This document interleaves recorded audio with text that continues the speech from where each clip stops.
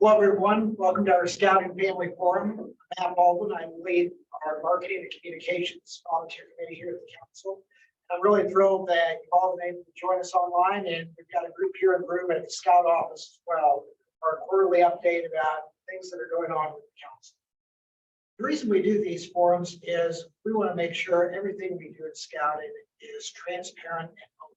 So for this forum in particular, we want to make sure that everyone, as parents, chairs and council, work with what's going on, are engaged in discussion, up to date on the latest developments. So as such, we have this really as an open forum. We look forward to your questions as we go. From here and everyone online, please put your questions in the chat.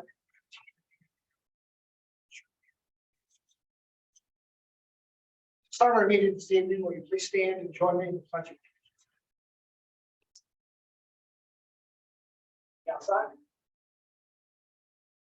I pledge allegiance to the flag of the United States of America and to the republic which stands one nation.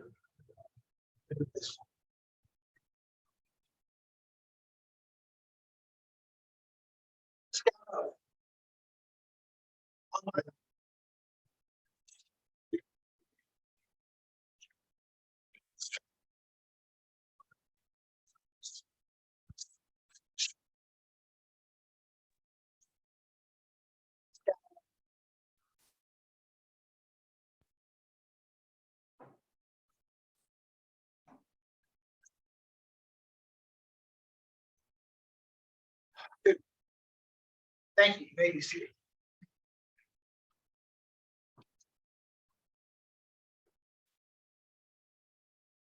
We've got a great agenda for you this evening. We're going to start with Jay Jacobsmeyer, our council president, sharing some great news and highlights from the council.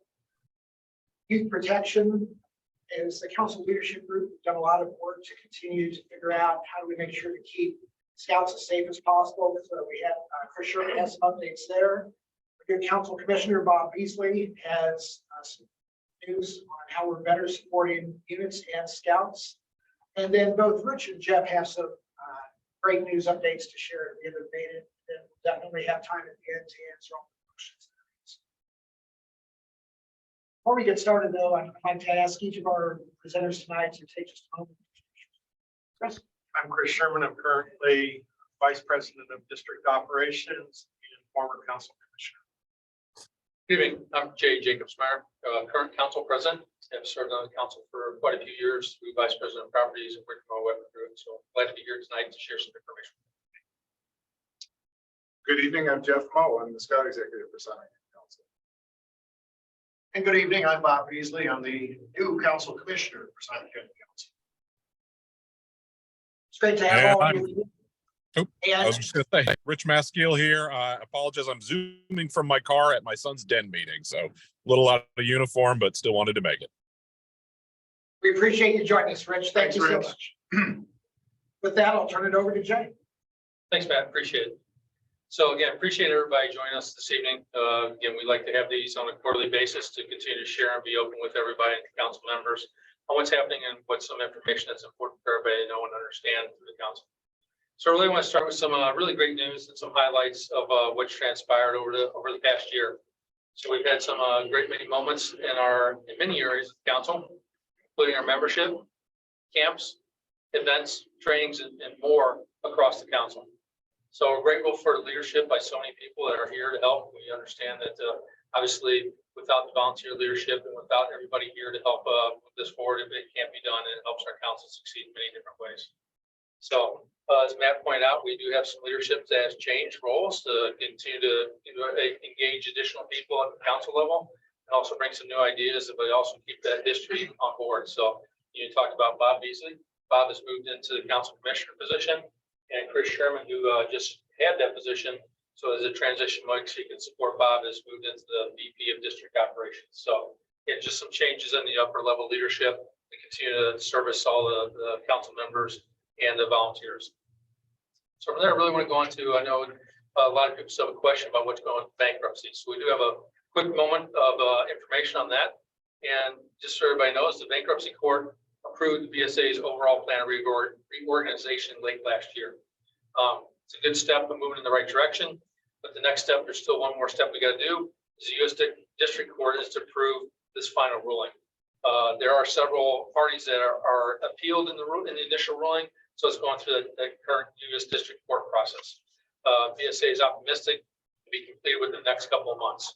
So that's kind of where the bankruptcy at the national level is standing, and we'll get in now with a little bit more about how it stands within the council. So Simon Kenton has made our contribution to the escrow account, and that will be funded. That will fund the victim's trust as part of the overall bankruptcy settlement. Contribution is comprised of cash and property. So the two properties were Camp Madison Lake and Chief Logan Reservation. So again, the cash contribution of the two properties made up Simon Kenton's council contribution towards the bankruptcy settlement. The other thing is we take the scout safety concerns to be our top priority, and we'll talk about a little bit of that coming forward. We talk changes further safety later in our program. So kind of as we talk about youth protection and the level that making sure all our scouts and all our members are safe as we move forward. We can't have continued confidence in our future. I really appreciate all the volunteers who are committed to the scouting program and everybody working their way through this process and this time through the scouting. So our little annual report highlights. Those who have been with us for a while, we do an annual report. Our 2022 annual report will be available within the next couple of weeks. The annual report recaps our year in scouting across the entire council as part of our pledge to be transparent in this organization. So some of those highlights coming up, that will be in the annual report. We'll talk about advancement. During the past year, we had 277 scouts earn the rank of Eagle Scout, and 15 of whom were women. So it's great to have that statistic. And we had 10,167 merit badges were earned throughout the council. We had 600 Arrow of Light awards were earned by the Cub Scouts. So advancement's going well within the council. We continue to move that forward. Camping, youth and adult attendance at camps and activities soared to nearly 78,000 over the year, representing a 23% increase over the 2021 camping season. So again, we were off, it's opened up, people are back and they're doing the activities that is really what scouting is about, being out in camps. Community service, it's one of the top keys that we have here. We have more than 14,000 pounds of food was collected by our scouts to meet the needs of the hungry in our communities. And scouts performed a total of 17,187 total community service hours. It was great again for us to give back to the community that we're members in. Our membership, council in the year with 8,845 scouts. So new membership increased 18% versus 2021, and believe it or not, 90% versus 2020. So again, starting to get that rhythm back of getting kids back into their program. So quick financial update. So for 2022, Simon Kenton ended the year in the black, which was great. So we ended up having some leftover money at the end that we could utilize. Our total revenue was $4,158,000 plus or minus dollars. Our total expenses were $3,725,000. So surplus is being reinvested in the program, including additional tents, a new truck for the camp, technology replacements, and upkeep around the office and shop in Columbus. Part of the gain will be used to pay off a loan we took to make a payment on the loan as a national, as we took out a loan to put our cash value into the bankruptcies. So a little bit on our revenue, how we develop our revenue. We have many different revenue streams. Funding comes from operations. As we all know, we have to have the money come in for us to manage and fund the operations. Just a quick breakdown of where we get those sources from. 33% from investments and other income. So 26% from direct public support. So we appreciate everybody's support as we went through FOS and the day of giving just in the last couple of weeks. 22% from activity and camping fees. So again, as the camping goes up, our fees go up and it gives us a little bit more revenue stream. And 18% from popcorn sales. So now I'll say specifically thank you to everybody that's contributing and investing and participating in the popcorn sales. That funds a big part of our operation. So on the expenses, just where's the money get spent that we earned? 77% of it spent directly to support the program. So 12% is for management, 9% is for the ongoing fundraising, and 2% is for the council charter and national service fees. So that's a quick breakdown of what you'll see within the annual report. All this information will be available in the annual report and an overall overview of the bankruptcy and the status of where Simon Kenton Council ended at the end of the year. So if there's any specific questions, Matt, I'd like to turn the program over to Mr. Sherman. Great, thank you, Jim. All right, thanks, Jay. Good evening, everyone. Thanks for joining us. I'd like to touch on 2 points this evening. The first is the new Simon Kenton Council policy regarding adult leader registration with expired youth protection training. That was a resolution passed by the Council Board of Directors at the January board meeting. A few weeks ago, our membership received a communications regarding the implementation of that policy. In that communication was a link to that resolution. So welcome to reference that. If you want to share it, with anyone, that link is still active. I want to kind of touch on reviewing that policy this evening. So effective this week, 30 to 45 days prior to YPT expiration, the council will notify the affected registered adult leader and their related unit, district, or council key 3 leadership, alerting them that their membership status will be suspended if their training is not completed by the expiration date.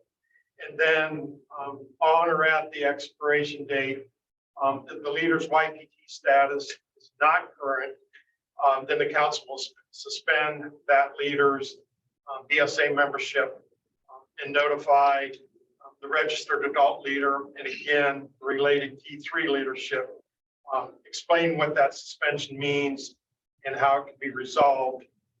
And then upon completion of certification or recertification, when the council receives proof the YPT has been completed, then the membership will be reactivated and there will be no fee for that if that occurs in the original registration charter period.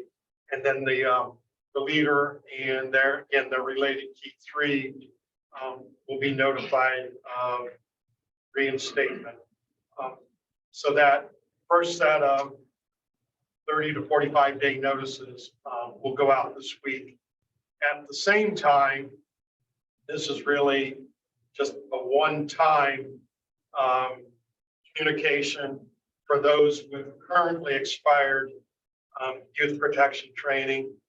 We'll follow the same process, except that those with currently expired youth protection training will be sent a communication indicating that their YPT has expired and they will be given 30 days notice to recertify their YPT or their membership will be suspended.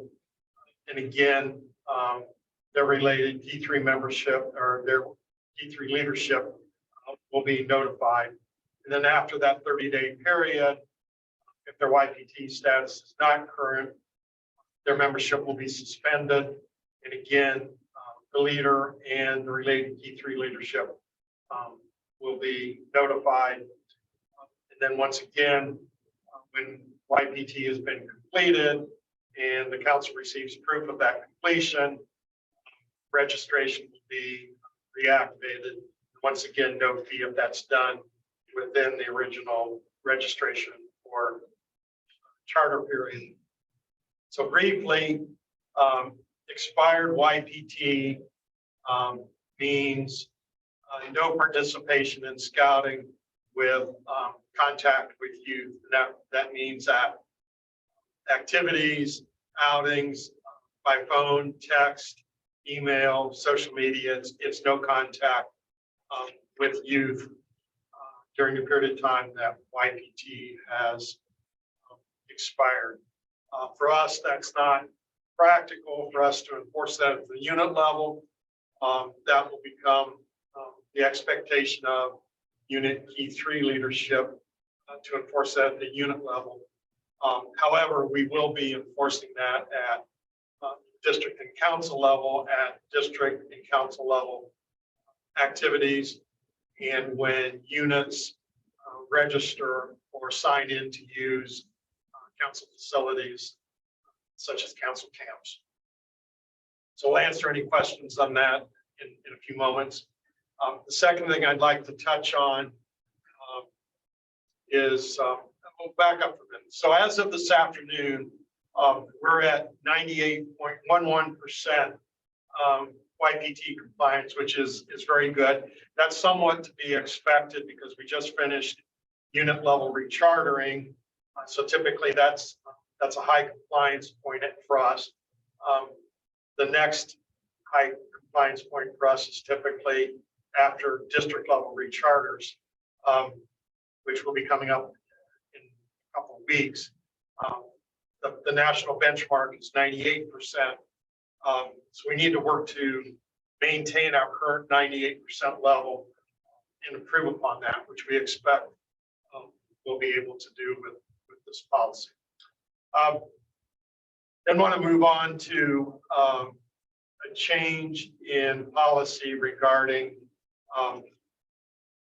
youth protection and adult leadership, specifically as it relates to adult supervision. Some of you may have received a notice on this, may have been an errand of scouting at some point recently. And I'm just going to read this change. It becomes effective September 1st, 2023. So it's this fall, really at the beginning of what we often call the scouting year in fall activities.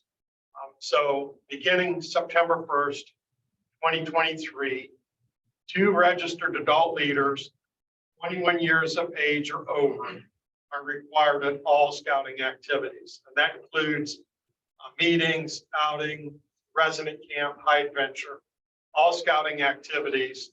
Now 2 registered adult leaders, 21 years of age or over, are required to be in attendance.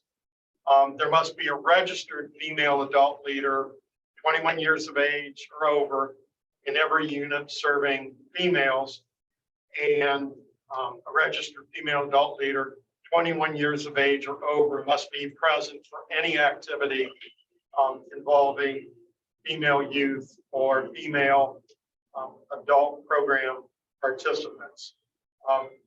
Notwithstanding the minimum leader requirements, age and program appropriate supervision still needs to be provided. And this next item is a change that really replaces what most of us refer to as the 72-hour rule on overnights. So now all adults staying overnight in connection with the scouting activity must be currently registered in an adult fee required position or listed as an adult program participant. And there are a couple of exceptions for Cub Scouts, which we'll hit here in a moment. The change there is there's no 72-hour rule anymore. It's just if an adult is going to stay overnight at a scouting activity, that adult needs to be registered in a fee-paying position fee-paying positions are those is like assistant scoutmaster, assistant cub master, scoutmaster, cub master, committee members, committee chairs. Same thing really throughout both the Cub Scout, Scouts VSA, exploring and venturing level of those positions. What does not count is a merit badge counselor. That's not considered a fee-paid position. And there's a complete list of those if you go to Safe Scouting website. The exception for Cub Scout overnight programs is that Cub Scout parents or legal guardians taking part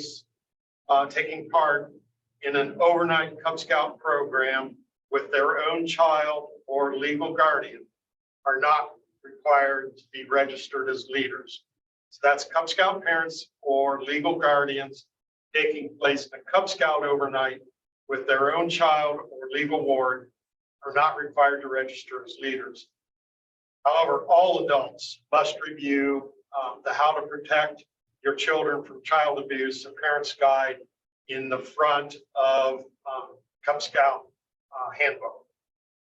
In addition, the parent or the legal guardian must be accompanied by a registered leader at any time they're with youth members other than their own child or ward. And then any other overnight adults. So it would be those that are not participating as a Cub Scout parent or guardian must be currently registered as an adult fee required position beginning September 1st. It's kind of a significant change and a change away from what we've been referring to as 72-hour. Maybe some questions on that, so we can take those questions now, or we can hold them to the end. Otherwise, Matt, back to you. Yeah, thanks for walking us through that, Chris. Nothing's more important than the safety of our scouts. And there is a lot of information. Find everyone online. If you have questions, please throw them in the chat.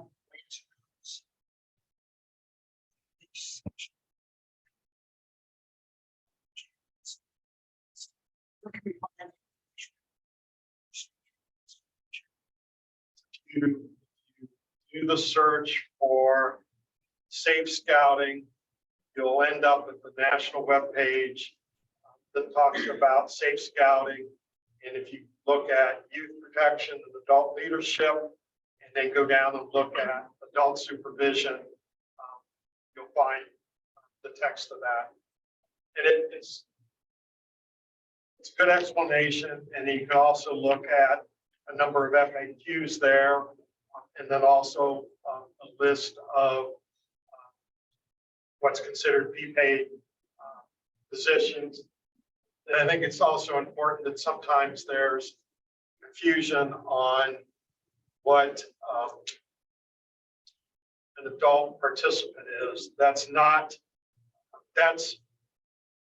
an individual that's participating in the scouting program who is over the age of 18, but still participating in the program as a participant.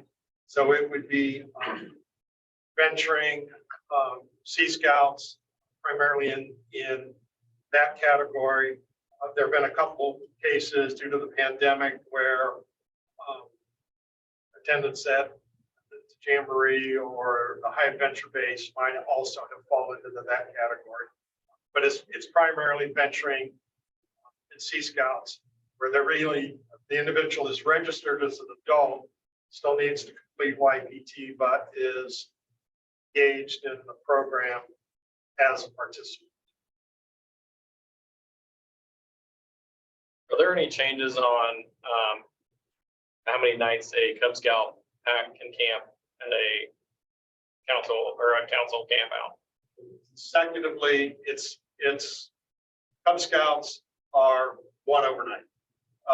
And it does need to be at leave a council facility or a facility that has been approved by council with NCAP standards, and there's a checklist, but the unit cannot do their own assessment. It needs to be a council. assessment. So is that one overnight thing? Is that something new? No, it's not new. It's something that National is kind of re-engaging. It's always been one night as a unit camping overnight that we've kind of drifted away from for the last couple of years. But it is a one night for a Cub Scout pack as a unit. Any district or council level event they can participate in. Okay, so if we're say it's 2 packs that get together, is that a district event or a council event? What is that? If it's organized by your district leadership or council leadership, then yes. If it's organized by the units themselves, then that's not a district event or a council. Because there's an NCAP standard that goes along with the district or council event called the short-term camp. So there's certain criteria within our camp accreditation process that need to be met for a district or council level camp out. Most notably, maybe food service requirements, right? Food service, if you're doing anything with, say, 2 scouts, BSA units are coming together and want to do shooting sports, a national camp school trained shooting sports director has to be on site. There's a whole new layer of standards we have to meet. Okay, so Cub Scouts are no longer allowed to just camp out for a weekend. For a single night. Again, so not a weekend.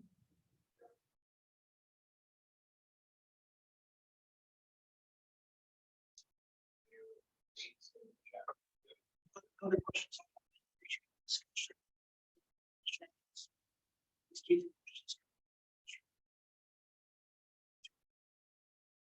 Next up, we have Bob Beasley.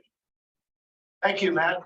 First off, I'm going to note that at the most recent territorial commissioners meeting, Simon Kent Council rated very highly in their YPT accomplishment, 98% among the councils in this territory. That is, we were one of the top 3 or 4.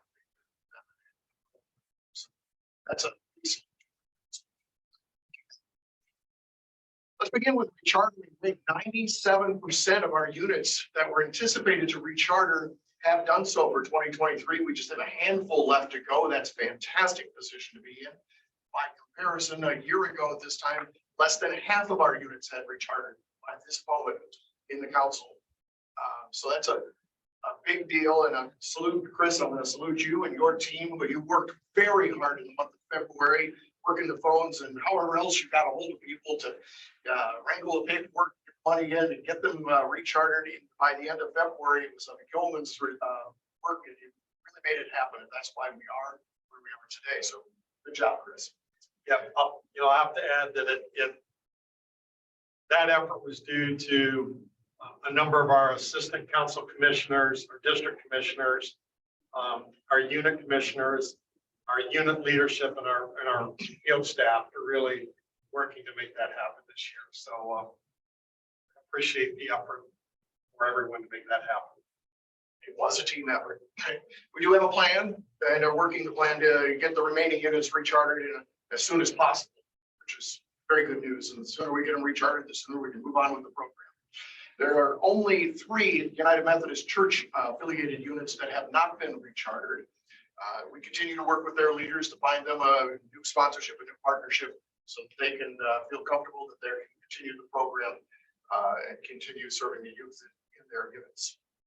Our membership, we find ourselves at 3% overall reduction in 2022. Now, much of that was due to poor retention, and that can be attributable to COVID lockdowns and the aftermath of that, some lack of unit activity and programming.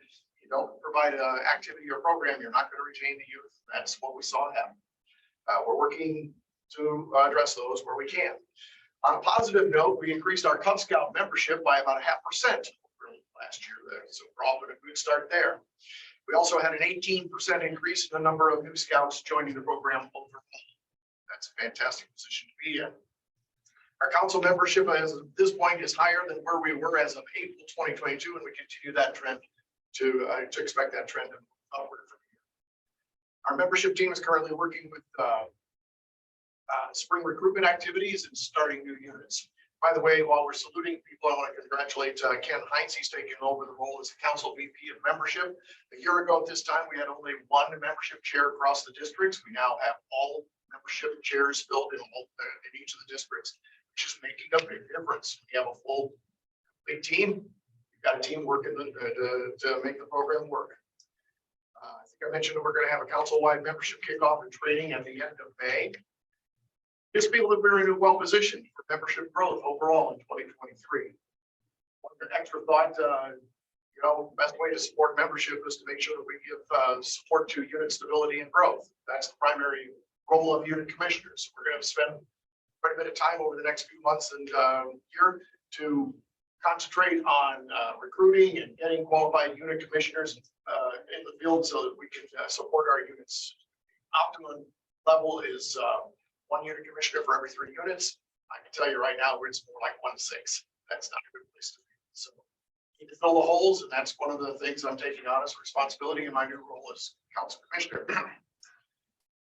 Summer camp time is coming up. As we all know, summer camp is key to scout retention. It's and youth in the program, and especially for scouts who are transitioning from Weeblos and Arrows of Light into the Scouts BSA program. There's still availability for your troop to attend the summer camp here in Simon County Council at Camp Walling Rock.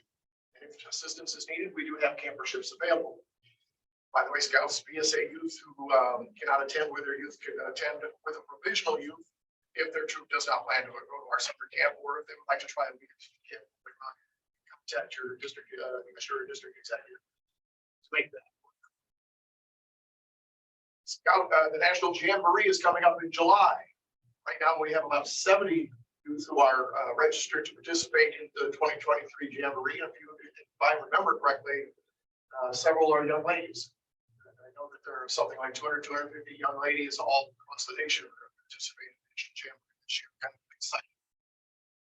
There's something like 400 slots still available for the National Jamboree, but time is running out. If you have any interest, get a hold of the council wants to see if you can get you registered as quickly as possible. There is still plenty of need for adult staffers. If you have any interest in the staffing at the National Jamboree, please contact one of us here and get you to the right person and get you signed up. I can tell you firsthand, we need help at the Jamboree. So we're off and running. I think it's going to be a great year, and I thank you for the confidence that you have in me, and I will try to live up to that role. Back to you, Matt.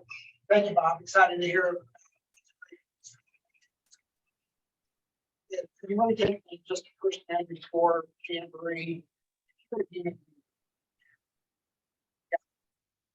young scout in your life might be at a good age to go to the Jamboree. Let me highly encourage you to have it go. I know my son might get some experience.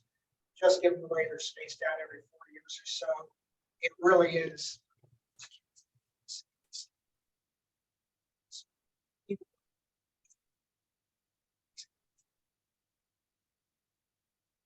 With that, let me turn it over to our online presenter, Rich Maskell. Rich.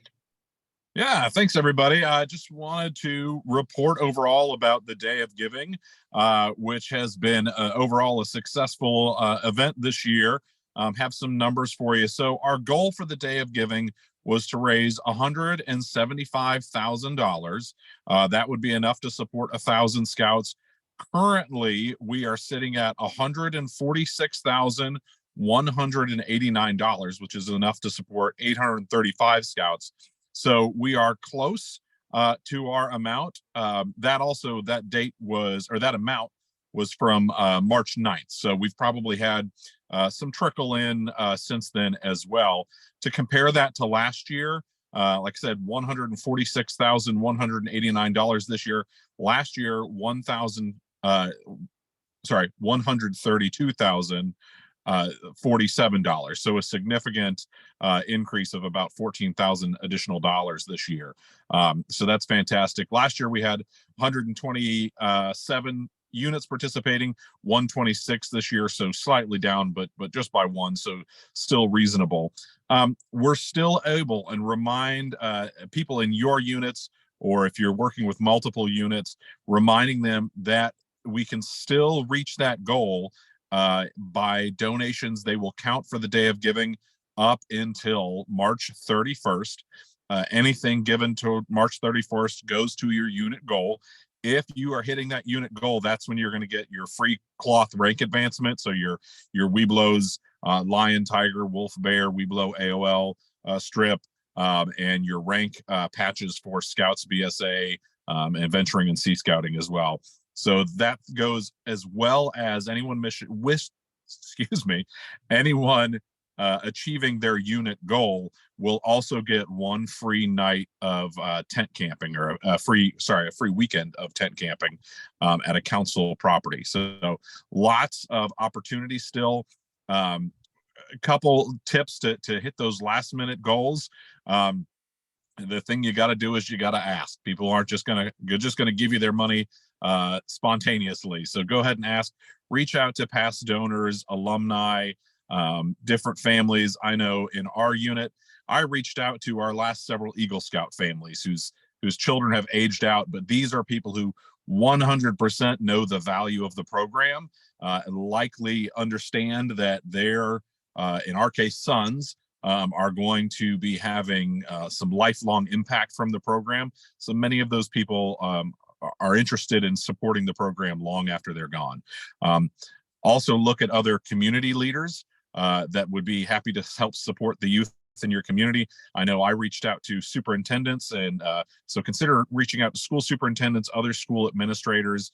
These people are community leaders. Most of them make pretty good money for their communities, and definitely understand the value of youth programming. So those are some great people to reach out to.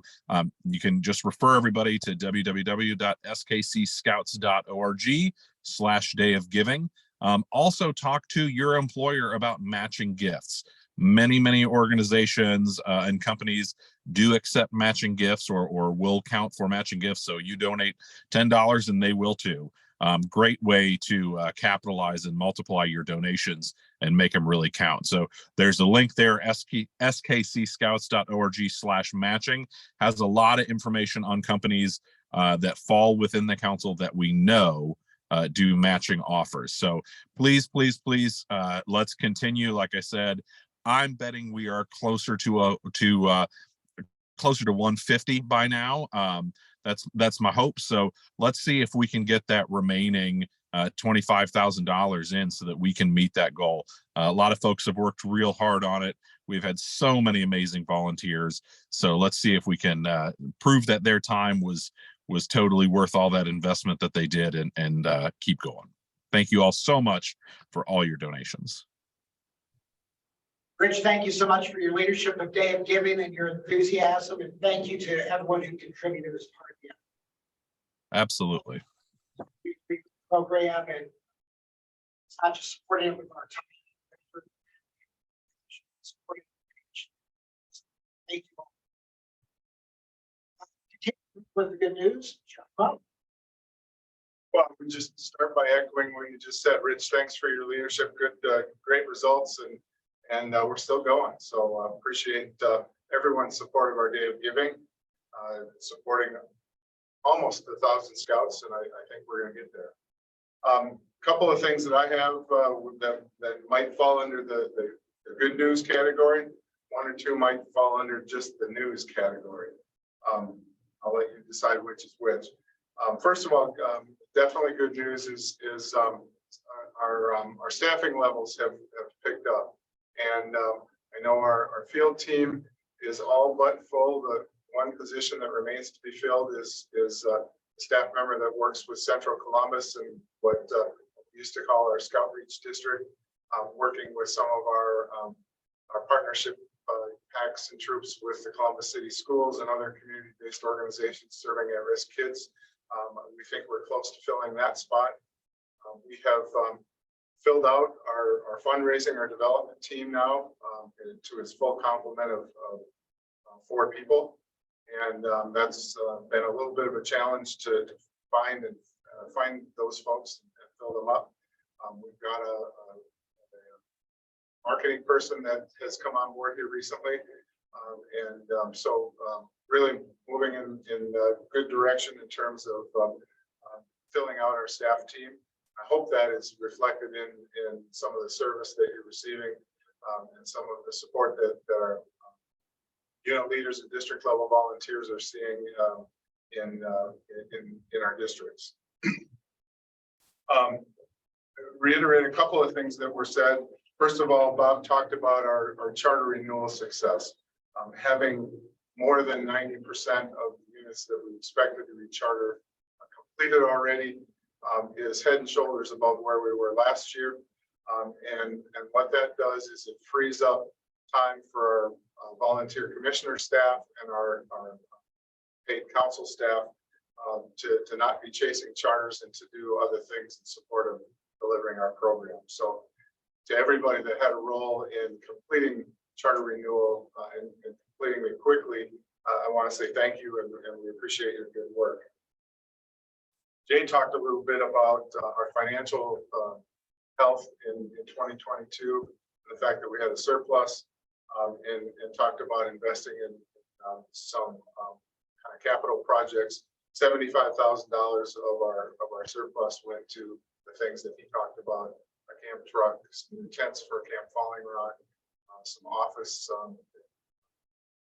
repair kind of things, as well as some technology replacement. And that's a boost to us as well. Also wanted to share that we are in the process of organizing a group of folks to help support our girl troops that are active and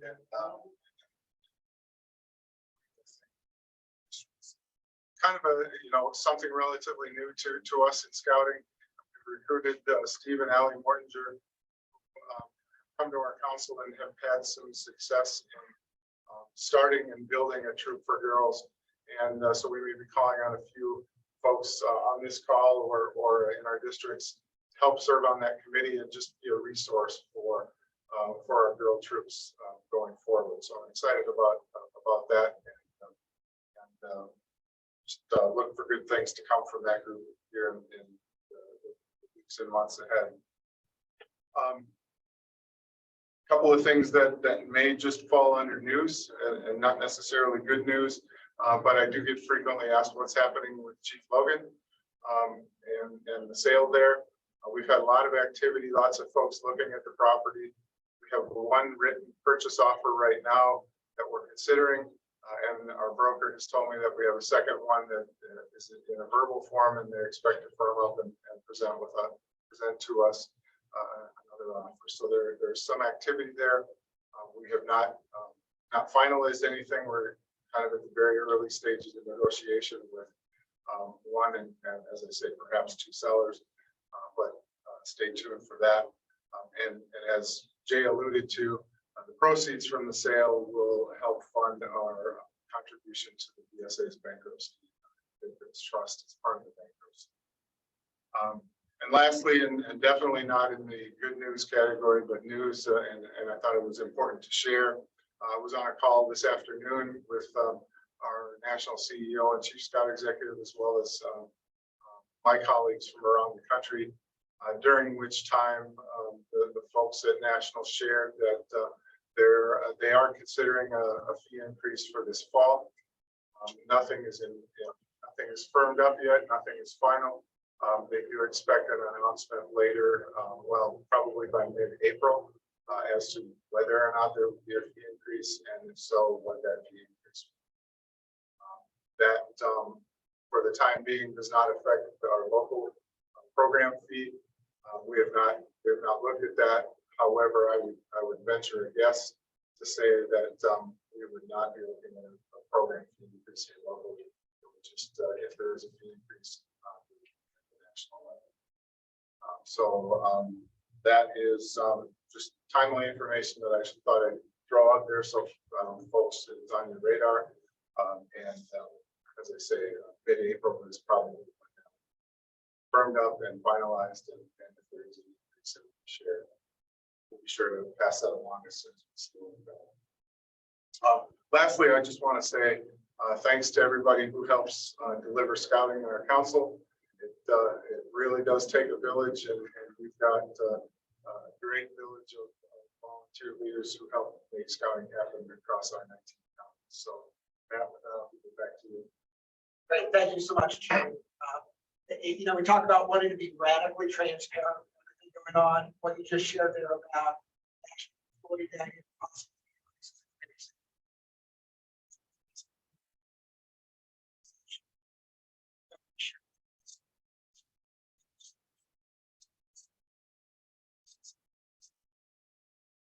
Reminder, you've got a group online. If you have any questions, please enter those in the chat and we'll make sure to answer those. A few thoughts to give folks an ability to enter their questions online. First is the Scouting Family Forum we try to do quarterly. So our next one is going to be scheduled for Tuesday, June 13th at 6:30 p.m. A very similar format. Anyone who wants to join us, please hear that the council wants to.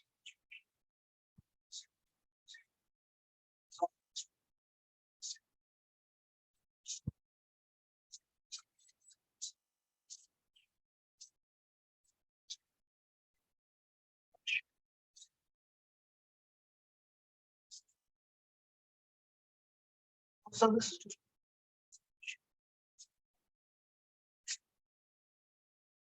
trying to please email and check.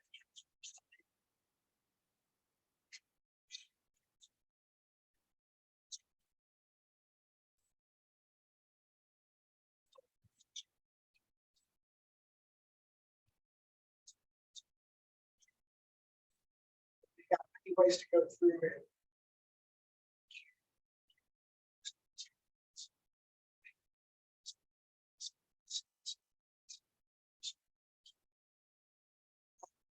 With that, did have another couple of questions coming on.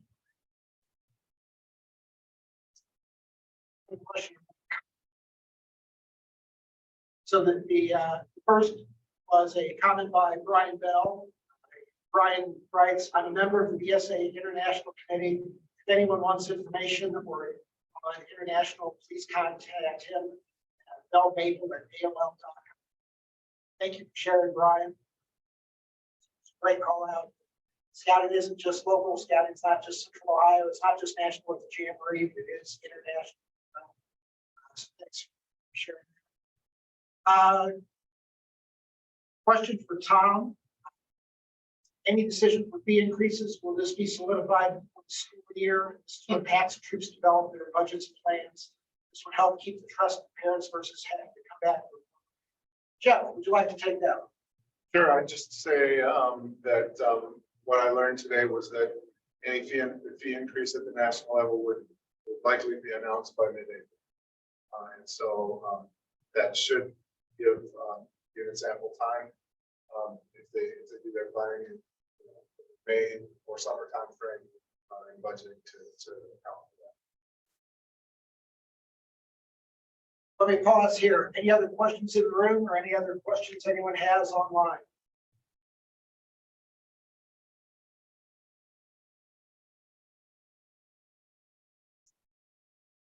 Well, I'd like to especially thank our panelists for today for taking the time to go through and show everyone great work going on across the council so that we can better serve. Thank you so much for everyone here in the room, and thank you for everyone watching online. I hope you have a good evening.